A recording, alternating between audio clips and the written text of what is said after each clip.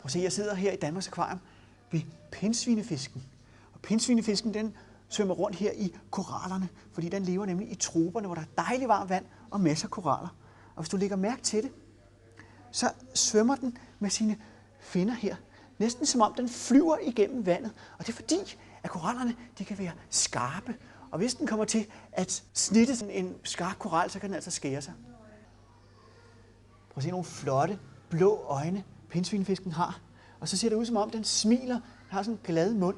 Så den ser rigtig venlig ud. Og den ser også ud, som om den hele tiden kigger på en. Jeg kan rigtig godt lide den her pindsvinefisk. Men Martin, kunne du ikke tænke dig at vise, hvorfor det hedder en pindsvinefisk? For det synes jeg ikke lige, man kan se her. Ja, det er rigtig Ketil. Pindsvinefisken er en rigtig sjov fisk, og den er også nem at få kontakt med.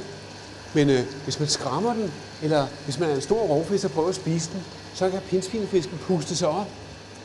Og så er den altså en værre mundfuld at få ind i munden. Med de her spidse pigge her, så er den altså ikke god at få ind i munden. Og du kan næsten se, at den her udstoppede pindsvinefisk her har stadig 2 øjne her i munden, og så har sin halefinde her. Altså sjov, ikke? Ved du hvad, jeg prøver lige at give pindsvinefisken en musling, altså den levende slags hernede i akvariet. Og så sætter jeg muslingen her på en pincet, fordi pindsvin har et meget, meget hårdt bid. Den kan bide min negl af, det har jeg altså ikke lyst til. Prøv at se, nu kommer pindsvinefisken op her. Hej med dig. Hej. Øj, hvor den bid hårdt.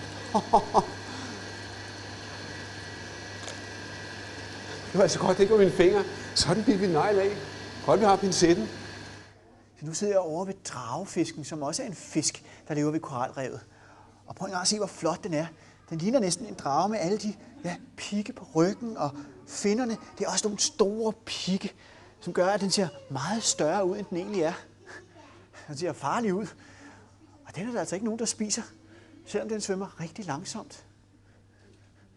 Den ligner altså en drage, Martin. Ja, det er du ret i, Ketil. Den her fisk ligner virkelig en drage. Jeg prøver lige at se, om jeg kan lokke den hen til mig med en musling på en pincet. Meget, meget forsigtigt. De er lidt svære at komme til. Hvis jeg gør det meget, meget langsomt, så kan det være, at jeg kan lokke den hen til mig. Og jeg må ikke have mine hænder for tæt på den, fordi den er jo meget, meget giftig. Nu giver Martin dragefisken mad. Så du det? Den spiste en musling ved at skyde kæben frem og så suge ind som en dragestøvsuger. Og hvis et menneske bliver stukket af den der dragefisk, så kan man få problemer med at trække vejret. Det kan også besvime, og hvis man så svømmer ned under vandet, så kan man drukne.